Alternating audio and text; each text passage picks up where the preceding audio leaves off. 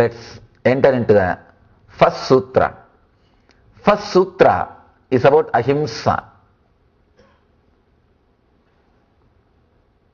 Dhamma Sutra, Ahimsa Sutra.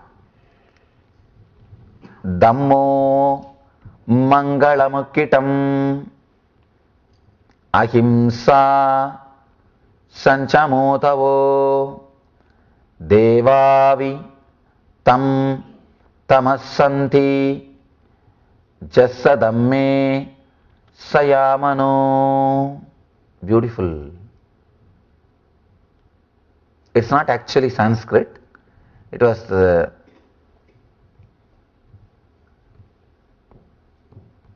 Sanskrit which was used in those days by common people. It's like a spoken Sanskrit. We call the different word Pali.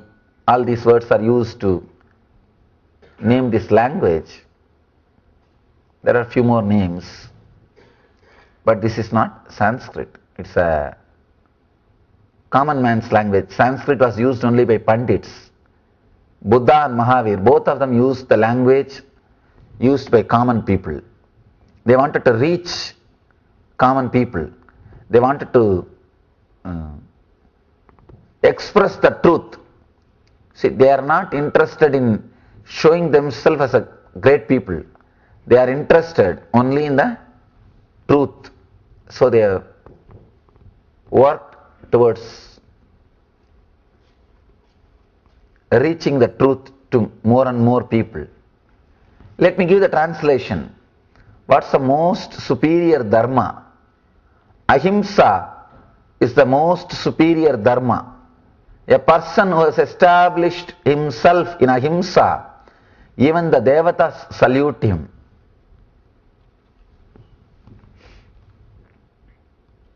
See, I started with non-possessiveness, aparigraha, and I told that we will enter into the sutras, but the first sutra is about ahimsa. Understand, ahimsa is the first step towards non-possessiveness. That is why Mahavira is speaking about ahimsa, then goes to aparigraha. Let us analyze this ahimsa little deeply.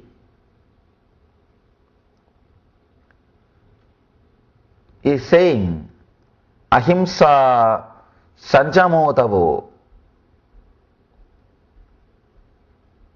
dhammo mangalamukitam ahimsa sanjamotavo devavitam namassanti jasatamme sayamano. What is the most superior dharma? Ahimsa is the most superior dharma. Person who has established himself in ahimsa, even the devatas salute him. Ahimsa is the most superior dharma, that's the truth. Understand, you can drop any dharma, but ahimsa is a dharma which you can't drop. It is the basic understanding for human beings to coexist, to live together. Without ahimsa, no human being can live on the planet Earth. Please understand, even the people who committed hundreds of murders, at some point they had ahimsa. That is why they have not murdered some other people. See, from the young age, at some point they were with ahimsa, means non-violence. Otherwise, the day they are born, they would have started killing from the parents. Ahimsa is the basic truth of life. One important thing we should understand, all the great masters, whether Buddha, Krishna, Mahavira, Shiva, all of them are talking more about ahimsa. All the Eastern masters talk more about ahimsa than about love. Love comes only second. Ahimsa is emphasized. But for a Western mind, the word love looks more appropriate because it is positive thing. Non-violence is more like a negative, but ahimsa is more like a positive. And love is more like a positive. But all the Eastern masters, they emphasize more on non-violence than love.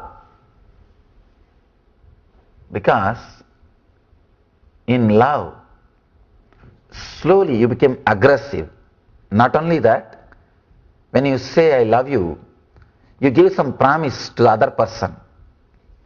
And all promises are failures. The moment you give promise to somebody and you don't fulfill, that is also non-violence. That is also violence. You give a promise to somebody that I love you, I am going to create heaven around you. The moment you say you love somebody, directly or indirectly you have given many promises, sharing roses and giving them the idea that you are going to create heaven for the other person, or you are really going to make the other person happy. You have given so many ideas to the other person, and when you don't fulfill, it is violence. With non-violence, you are very clear. When you start, you are very clear. I can say only one thing, I will not hurt you. That's all. So the right way to start love is non-violence, not love. Love will happen when you really experience non-violence. And you cannot make love happen. No. You can work only in the direction of non-violence. Love will happen as a byproduct.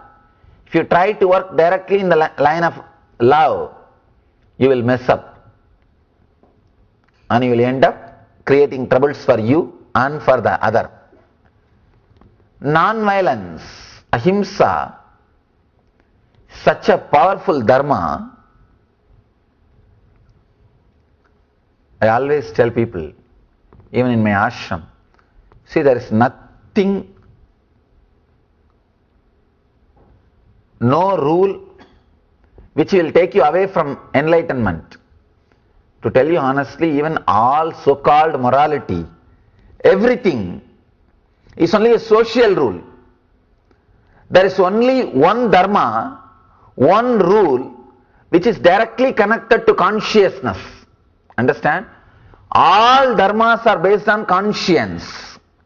Means your mind, conscience, which will change in every century. In some part of the planet Earth, eating vegetarian food is the only right thing. And in some other part, you can eat non-veg. That's perfectly alright. The social rules always change.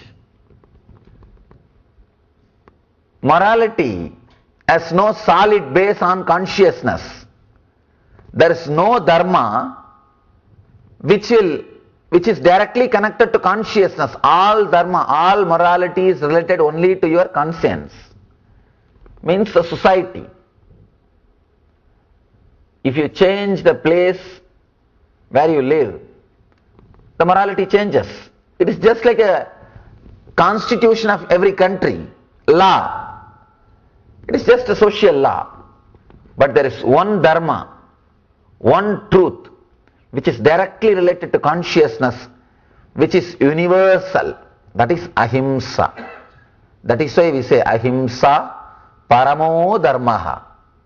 That is the ultimate dharma, most superior dharma. Non-violence is the paramo dharmaha. See, unless you learn, you imbibe the idea of non-violence, you can't live on the planet Earth. It is a simple, basic, preliminary understanding to live and let live, to coexist on the planet Earth. There's a beautiful sutra in Patanjali which says, Ahimsa pratishtaya vairatyagaha. Amazing sutra. He says, if you are established in ahimsa, in front of you all enmity disappears. There are thousands of stories.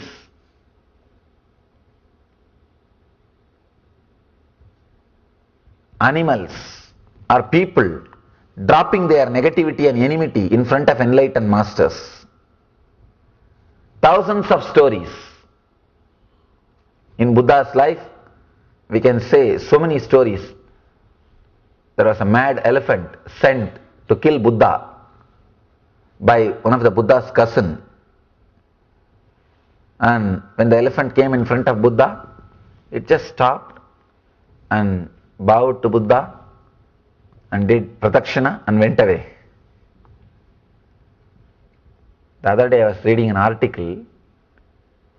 One scientist was trying to fix some electrodes, the brain of the animals, and manipulate it.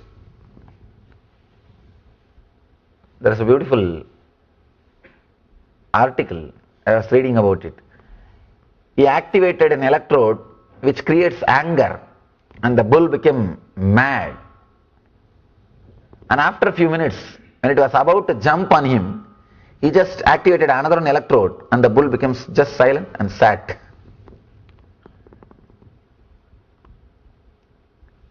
When you are really established in non-violence, in front of you, no animal can experience violence.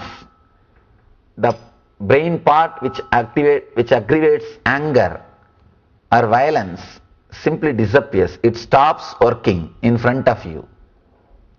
One important thing you should understand, whether you understand or not, believe it or not, whatever you strongly experienced, you radiate that quality. You express it. Even if you try to cover, you can't cover. You can't hide. You can't hide. You radiate. In the Sanskrit, we have a word called darshan, means seeing. They say even seeing negative people will create negativity in you. You may think, how can that happen? You don't know, because they are constantly radiating that same kind of waves, that same kind of thoughts. There are so many stories. Let me tell you a story which happened in my life.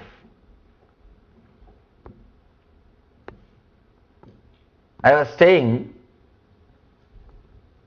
in a forest in South India after my experience of the spiritual enlightenment. And one evening I was just sitting and relaxing.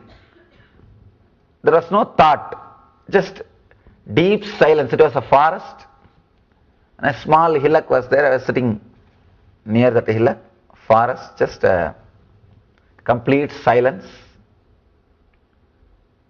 No thought. Eyes were open but no thought. There was no clutching, means the chain of thoughts. Just I was completely relaxed. There was a big snake in front of me, lying more than 3-4 hours, just 1 feet away. But I did not have a thought, it's a snake, it is dangerous to my life, all those things. As long as I did not have the thought it's a snake, snake did not have a thought I am a man and dangerous to its life. And after few hours, as usual, slowly mind comes down from that beautiful silence, intense silence. Slowly, when a thought started raising, when a mind started clutching, When the first thought came, oh, there's a snake. The moment I got the idea that there is a snake, I saw very clearly the snake got the idea there is a man. Till then, the snake did not have idea I am a man. Only when I got the thought there is a snake, this is snake, the snake started thinking I am a man, there is a man. Then I slowly moved little backwards, and the snake also just moved little away, went and disappeared. Understand? As long as I did not have a thought, it's a snake. Snake did not have a thought, I am a man. Only when I feel threatened, when I felt I am in danger, so naturally now the possibility to attack, the non-violence has disappeared. Now the violence may start. There is a possibility where violence is there. Same way, the snake also felt that there is a possibility for violence is there. See, only when you are afraid you attack.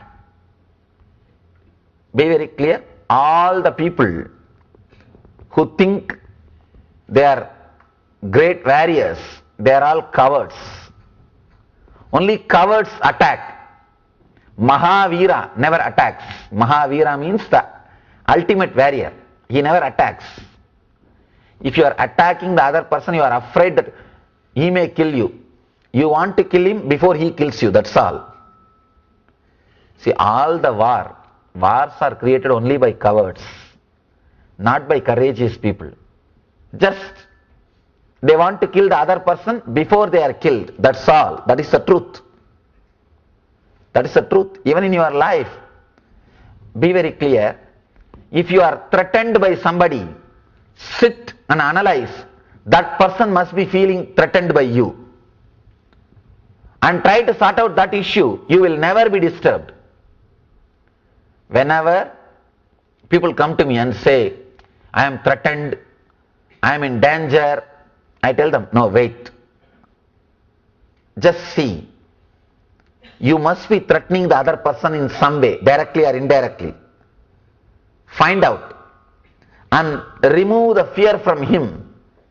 Say, send him a message, directly or indirectly, that you are not going to be a threat for him. You will not have any dangers. You will attack only when you are threatened. This incident, it taught me a big lesson. Only when I had the idea, thought that there is a snake, snake had the idea there is a man.